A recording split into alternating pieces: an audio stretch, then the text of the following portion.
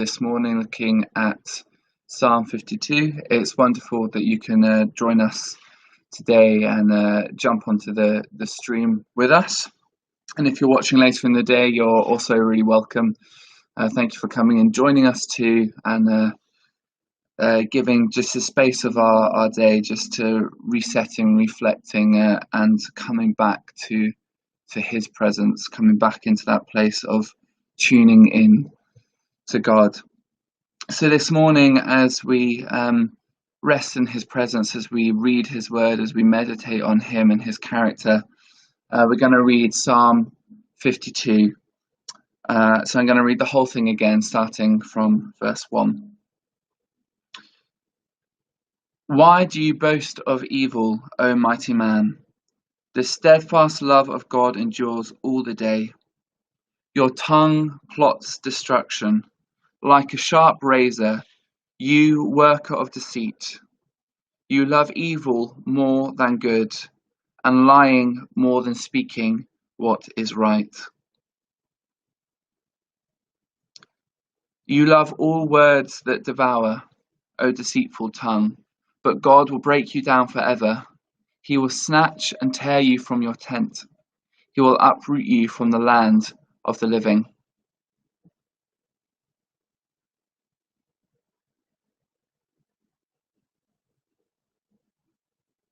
The righteous shall see and fear, and shall laugh at him, saying, See the man who would not make God huge, or refuge in his own destruction. But I am like a green olive tree in the house of God. I trust in the steadfast love of God forever and ever. I will thank you forever because you have done it. I will wait for your name, for it is good in the presence of the godly. This psalm was one that I just really felt the Lord lay on me for doing in this season and using in this season. And in the preparation, this was actually one of the harder ones. I think I found kind of wrestling with it and go, what is it you're wanting to say? What is it you're drawing us to through this psalm? But just waiting in his presence, listening to him, just reading through the word, just doing a bit of study on it, just really highlighted quite a bit to me. And I just really felt God then impress on me just a couple of bits from it that will really pull out. And it's kind of looking at the three different sections, so verses 1 to 4, verses 5 to 7, and then finally verses 8 to 9. And today I'm going to then leave us with just a little bit of an activity that we can do away from this live stream in our households, in our families, or on our own, as a challenge really for us going into the rest of this Holy Week, as we look to tomorrow, Maundy Thursday, Good Friday, Holy Saturday, and then Resurrection Sunday. So to start with this psalm, the scene behind where this psalm is written is in the period of David fleeing from Saul, and it gives itself its own context in what is in the subscript at the top of the psalm with what the psalmist writes themselves. And therefore, from this we know the psalmist is David, and that the period of his life that this psalm was written in was during this period that he was fleeing from Saul. It says, to the choir master, a maskil of David, when Doug the Edomite came and told Saul, David has come to the house of Ahimelech. And we can read the account of David with Ahimelech, and then Saul and Doug coming to Ahimelech afterwards in 1 Samuel chapters 21 and 22 for reference, if you would like to go there at all to actually read the account. And so this helps us ascertain what it is that David is experiencing in this period of his life, and why it is that he is feeling this way, why it is he's writing these emotions, these frustrations, these feelings in this psalm. He has been betrayed, he is being hunted, a whole city has been slaughtered after the slaughter of 85 of the Lord's priests, all of which were innocent lives. And we know, however, that one of these escaped, one of the priests escaped and then recounted the story of what happened to David in hiding. And therefore, we then have this psalm, David kind of reeling from the news, responding to hearing what had happened and what Doug had done. So this psalm is then written, actually, a lot of it directed at Doug, the servant of the Saul. And we see this in the context of verses such as, why do you boast of evil? It becomes apparent he's writing it directly to one specific person who had just kind of gut-wrenchingly stabbed David, betrayed David in the back, really, with his actions, with what he was pursuing through his deceitfulness, which we'll pull out in a couple of minutes. So David is expressing his anger and his pain towards Doug, but he then gives a because with his next statement. And I think this is beautiful. He says, why do you boast of evil? Because the steadfast love of God endures all this day. The thing that is greater than evil, the thing that is above what you have done, endures forever.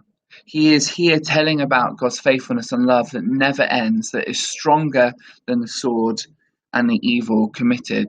That Doug has no reason to boast. In fact, he's boasting in the wrong thing. And I think this is a principle for us. It's a principle for us in our everyday life anyway, outside of crisis, but particularly when we look outside, when we look around us, and the evil and destruction feels a lot more apparent, feels a lot more close. We can pose our feelings and we can spew our questions at the situations at God. We can spew them at the situations, we can spew them at God as well. And I don't know about you, but sometimes if something's just happened, I can just sometimes not even let out a word, but just a noise, and it's not directed necessarily at anyone or anything. It's like, oh, and it's just the frustration, it's the annoyance, it's the, oh, why, at the situation. But we can then do that at God too. And this is what David does. He then reminds himself of who God is, but he's also at the same time reminding the evil, the problem, the situations are who God is. And we can do the same. We can remind the evil, we can remind the problems, the situations, just who our God is and who we are in him. We can say, but I will trust in my God, and this is who God is. He is faithful and his love endures forever and will overcome this evil. In verse 2 of this psalm, we see then David shining a light on the evil ways of Doug, and in particular, the lies and deceit. Verse 2, your tongue plots destruction like a sharp razor, you worker of deceit. Now, why is he calling out Doug in this way? Well, because in 1 Samuel chapters 21 and 22, it tells us that Doug saw the exchange between David and Ahimelech. And therefore, Doug knew that actually Ahimelech didn't know of the frayed relationship between Saul and David, didn't know of what had gone on before. Yet when it came to Doug and Saul going to Ahimelech, Doug said nothing to convince Saul otherwise. In fact, he painted the opposite picture, and he created the scenario and situation that condemned Ahimelech and all the priests to death, and therefore allowed Doug to just go on this killing spree and kill the rest of the city. Doug used it for his own gain. Doug used it to bolster himself, to gain favor in front of the king, using deceit, using lies, using treachery. Then verses 5 to 7, these verses instead show where Doug should have placed his trust rather than in the riches of the world, which is arguably why he then chose to be deceitful to gain favor with Saul. So just to give a little bit of context to 1 Samuel 21 and 22, David is fleeing from Saul and he comes to Ahimelech and he gets fed. He gets some of the priestly bread, and there's an exchange between Ahimelech and David, and there's no essence at all of Ahimelech having known what had just happened between David and Saul and this frayed relationship. And so Ahimelech serves David, he serves him and the men that are with him, and he looks after David, he tends to David and sends David on his way. Yet when Saul and Doug come and show up, Doug paints this picture that actually Ahimelech purposely betrayed Saul, that he went against what the king wanted, and therefore, by painting this picture, condemned Ahimelech and the other priests and this city to death. Doug had a choice in that. He had a choice of which way he would go, whether he would stand up for truth or whether he would gain favor with the king for riches in the world, for bolstering himself in this world. We have a choice. Where does our ultimate source of security come from? Even in this time, we can still rely on God, our protector. We can still trust in his unfailing and steadfast love. And we can ourselves be steadfast in our faithfulness to him, and we can dwell in the house of the Lord forever, flourishing, which we'll get onto in a minute, looking at verse 8. But I am like a green olive tree. Because of the ransom that Jesus paid for, we have full access to God today, and we'll be thinking about this over the coming days, particularly as Holy Week continues, and we look to Resurrection Sunday, and we look to the price that Jesus paid, that ransom price for our salvation, our security, our joy that is found in these days. And we can dwell and rest in his love today. We don't have to wait for this forever, for forever starts now. We can trust in him now. We can remain in his love now, in his presence now. And this leads us beautifully on to verses 8 and 9. And in these verses, it's where David turns his attention. He turns his attention onto God. He's describing his character and his nature, and he's telling of this relationship between David and God, and it's beautiful to read. It's absolutely stunning to kind of capture that. When you bear in mind everything that David is going through and had just been through, to see that intimacy, to see that affection, to see that love that is there, that trust that is there. And I think that is a definite moment of seeing the wheat from the chaff, that there is just a beauty in David's steadfastness in his faith, that he is holding on in this moment. And it shows us where David is placing his trust in God's unfailing and steadfast love, in the fact that God's justice will prevail. And David chooses here to be thankful and to praise. I will thank you forever because you have done it. For he believes God's justice is greater than what he has seen and what he has heard. He believes that God's justice and righteousness, his kingdom, reigns above it all, that it is greater than the problem and the evil that had been carried out, and that it had already been done, that his justice had already prevailed. And there's some other translations that flip that, and it starts with because you have done it, or because it is finished.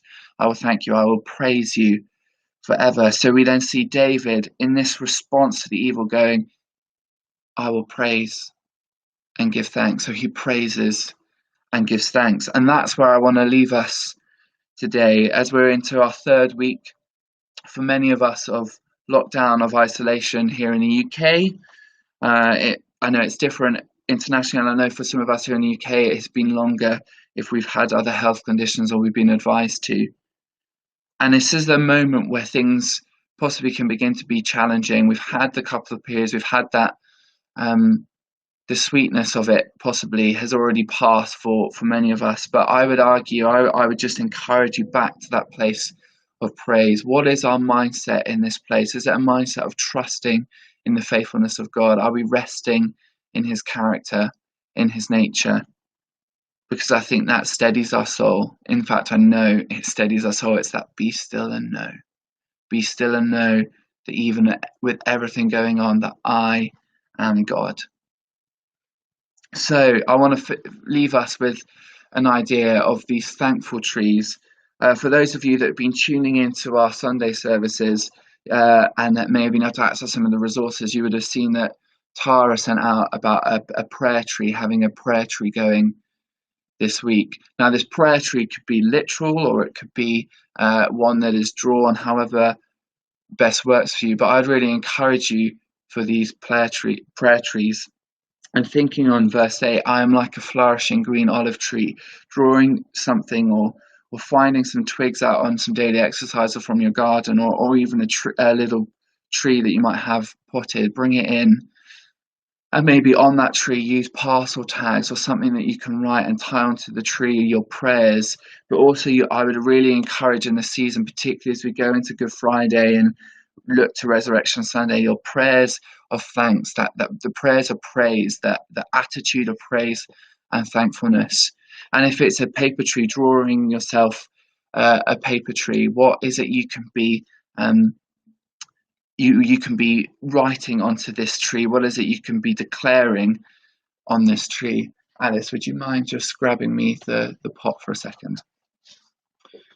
And this period between Good Friday and Resurrection Sunday was a really dark period, but God was still working in that time. It had still been done. It was finished. It was the very words that Jesus said, the last words he said when things looked dark. It is finished. In verse 9, because you have done it, because you have done it, because it is finished.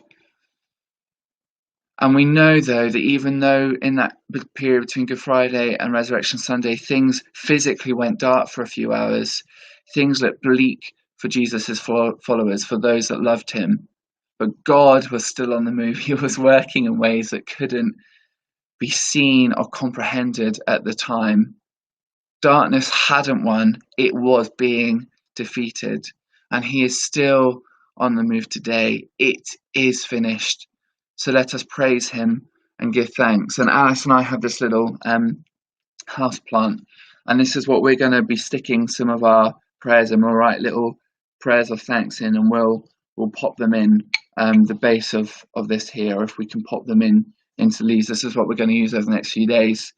And I'm next doing the morning meditation devotion on Saturday, on Holy Saturday, and I just want to spend then a few minutes just thinking through our thanks. I want to give some space to that, so I will read some of the things that Alice and I have put into our tree, just to steady ourselves, to draw our place to that place of thanks in that in-between period between Good Friday and Resurrection Sunday. So let's just finish this morning by giving thanks. For I am like a green olive tree in the house of God. I trust in the steadfast love of God forever and ever. I will thank you forever, Jesus. I will thank you forever because you have done it. I will wait for your name. I will wait upon your name, the name that is so holy, that is so powerful, the name above every other name, for it is good. And I will do this waiting in the presence of the godly. I will draw in communion with the saints, with the elders, with the church, with your body, with the bride. Thinking of your nature, thinking of your goodness, thinking of who you are. Declaring your praise, saying thank you, thank you, thank you. Holy, holy, holy God of power and might. Holy is your name. Worthy are you. Glorious in nature. Beautiful in presence. So we thank you this morning. And we turn our thoughts and attention to thanks. Today, these next few days, this weekend, continually giving you praise and thanks for all you have done, Jesus. Amen. Amen. So just to encourage you, I would, with your trees, if you can do them, if it's something you're willing to give some time to, just capture those moments in the day, whether it's capturing a minute to go, oh God, thank you, and put it on paper or put it on something that you can just put with your tree, whether that's the paper tree, a real tree, a house plant, whatever that looks like. So go and be blessed today, be blessed in all that you do.